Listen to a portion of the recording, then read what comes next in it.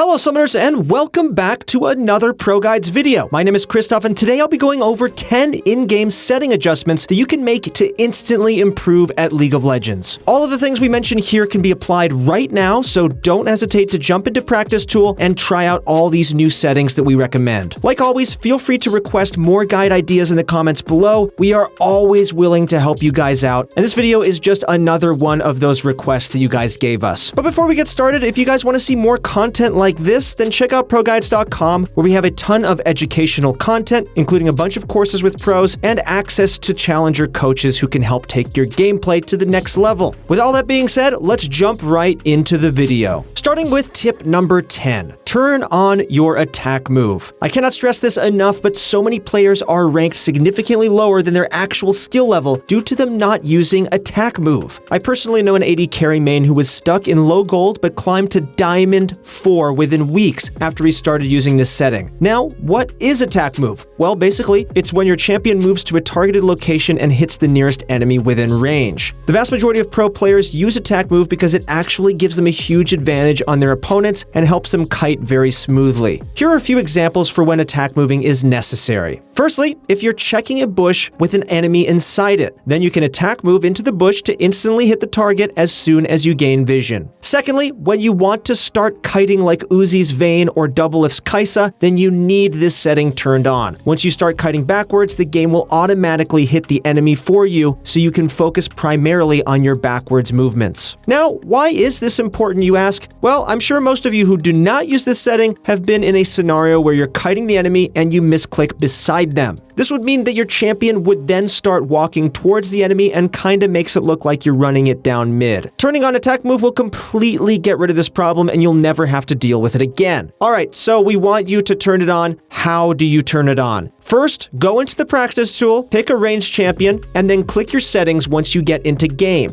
Once you do that, scroll down on the hotkeys tab and expand on the player movement option. There, you'll see three options: player attack move click, player attack only click, and player attack move. From here, you'll need to mess around and see which option fits best for you. Everyone has different opinions about which of these settings is best, but for me personally, I like the attack move setting on my A button because it allows me a range indicator for how long my auto attacks are. Okay, on to tip number 9. Start using your F keys. So what do the F keys do? Well, try going into a practice game, fill it with allied bots, and scroll through your F1, F2, F3, F4, and F5. You'll notice that F keys function similarly to your space button, which locks your camera into your champion. However, in this case, the F keys lock your camera onto your allied champions instead. Okay, so why is this important? Well, if you're playing a role like jungle or support where macro and roaming is super important, then you're going to want to use these F keys to scout the state of each lane. By using these keys, you'll save yourself a ton of time because you won't have to manually drag your camera through the minimap, costing you precious seconds in the process. Now, unlike the attack move command, these keys, in my opinion, are not absolutely necessary, but they'll definitely help you become much more aware of the other lanes. However, a lot of players avoid using the F keys because it feels kind of awkward to reach for them while your fingers are over QWER. One trick that I do like to avoid this is to bind them to my Z, X, C, and V instead. You can do this by going into your in-game settings and then click the camera control tab. Alright, at number 8, we have turn on the areas warded ping. Now, this one is pretty self-explanatory, but you'll be surprised at how many players don't even know that this ping exists. I don't blame them either because the default settings that you're given at level 1 do not have this ping binded to any keys at all. Also, this is a relatively new feature, so you'll have to mess around with it in Practice Tool and see which button best suits you. Alright, so now why is this important? Well, the alternative to using this ping is to normal ping in an area and then press your enter key and type warded. Although this alternative does the job, it takes a lot longer to do and is way less convenient. Having one simple button to warn your teammates about wards is the most optimal way to prevent them from wasting their time trying to gank your lane. If you want to set a hotkey for this, then go into Settings, Communication, and then scroll down to the Area is Warded ping. Hopefully that'll help you guys out. Alright, and at number 7, we have Turn on Target Champions Only. I'm sure we've all been in a situation where the enemy champion is super low and is basing under their turret. At this point, you decide to lock in your yellow card and then flash auto queue them to finish them off. However, However, what really happens is that you end up misclicking after your flash and yellow carding the enemy tower. Not only is this super embarrassing, but you've also just wasted your flash and given them a free kill. However,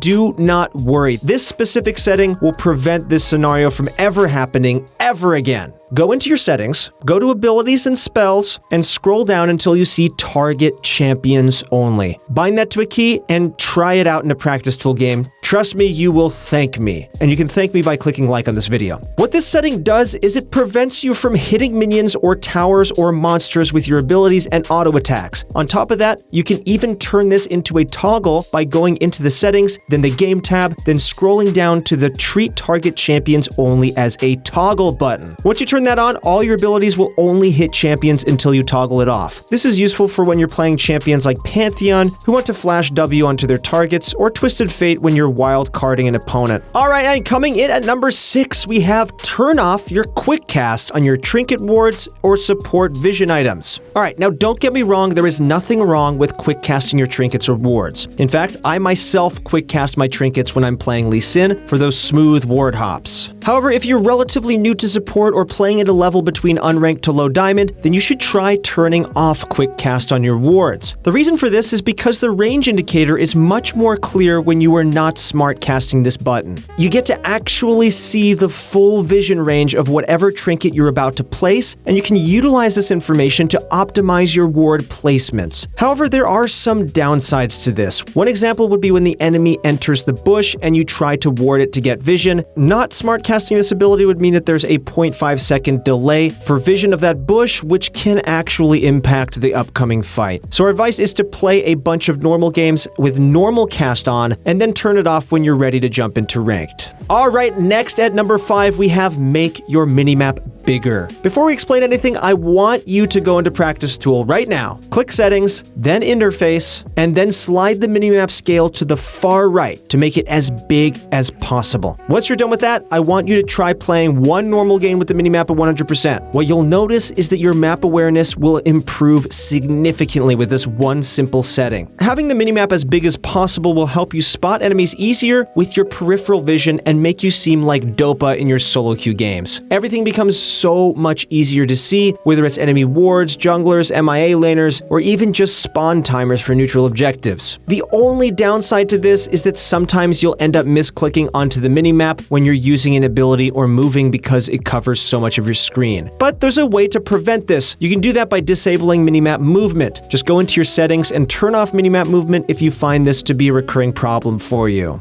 Alright, and at number 4, we have show mana costs for all your ability icons. One of the easiest and most important settings that you must turn on is your mana cost for your abilities. By doing so, a small number will appear at the top right of each ability icon, which displays the mana cost for your skills. This is extremely important for calculating how much mana you need to do a combo when you're almost out of mana. For example, if you're playing as Lux, then you'll need exactly 50 mana for your Q, 110 mana for your E, and then 100 mana for your ult, totaling 260 mana. Instead of hovering your mouse over each ability and adding it up, you can instead just look at the ability icons and save yourself a ton of time. You have to try this out and let us know how that goes down below. Alright, and at tip number 3, we have hide the emote display bar. Not too long ago, Riot introduced a new feature which displays all the emotes used by your teammates on the left-hand side of your screen. Although this is a cool new feature, it actually doesn't help you win games at all. In fact, having this setting turned on does the exact opposite. Having these emotes constantly pop up on the left side can distract you and can cover specific parts of your screen as well. On top of that, some of the sounds that the emotes make are extremely misleading. You might hear someone use an emote and be fooled into thinking that your enemy laner is about to use an ability. Our recommendation is that you turn this off completely to reduce the amount of distractions during your game. You can do this by going into your settings, then interface, then click the drop menu on the emote bubble display and change it to off. If you want to keep it but without the sound, then you can change it there as well. Alright, and at tip number 2, we have optimize your in-game graphics. For those of you out there with a really good computer, you can completely ignore this part and just skip over to tip number 1. 1. But for those of you who have an average or subpar computer, then this part will help you rank up the most. Go into your settings and mess around with every graphic until you optimize your frame rates. There's nothing more frustrating in the world than playing with FPS lag, and we're here to teach you how to eliminate that. Firstly, you want to turn off eye candy. This can be found in the video section, and basically all it does is eliminate the small little glitters and sparks that are found on the map. Having this turned on will only reduce your frame rates and does not help your gameplay whatsoever. Next, you want to turn shadows off completely. This will make a drastic difference in your FPS stability and again, does not affect your gameplay at all. And no, this won't magically disable ZW or Ultimate. And also, it won't get rid of Fog of War. Nice try. Once you're done with that, you want to mess around with the character quality, environment quality, and effects quality until you've reached a setting that you're happy with. Lastly, you want to mess around with the character inking, vertical sync, and anti-aliasing. These settings can and will affect your FPS, but you need to choose which ones you want to keep. Our last and final tip for instant improvement is mute all of your teammates. Just kidding, it's turn on colorblind mode. If you watch a lot of pro players' streams, then you might have noticed that some of their HP bars are yellow rather than green. This is because they use a setting called colorblind mode, which was originally meant for people who have trouble seeing specific colors or who can't see colors at all. Now, by turning this on, the abilities will look much more distinguishable and they'll actually be easier to see. For example, let's take a look at Singe's Poison Trail with and without colorblind mode turned on. Without colorblind mode, it's this dark green color that kind of blends in with the ground, making it almost impossible to tell whether you're inside the smoke or not. On the flip side, if you have colorblind mode on, it'll be this bright blue color which clearly shows you the range on this ability. However, do keep in mind that colorblind mode is all down to personal preference. Some people prefer to see the nice bright variants with the blue colors, and some people don't, so it's your job to find out. And also, if you do want to mute all your teammates, you can do that sometimes too. That's it for our 10 setting changes that you can do for instant improvement in League of Legends. Let us know how these setting changes worked out for you in the comments down below. And if you enjoyed watching this, then make sure to click that sub button. Also, make sure to check out ProGuides.com using the description link below if you want to see huge improvements to your rank. Thank you guys so much for watching. Good luck in your next few games, and we'll see you on the Rift.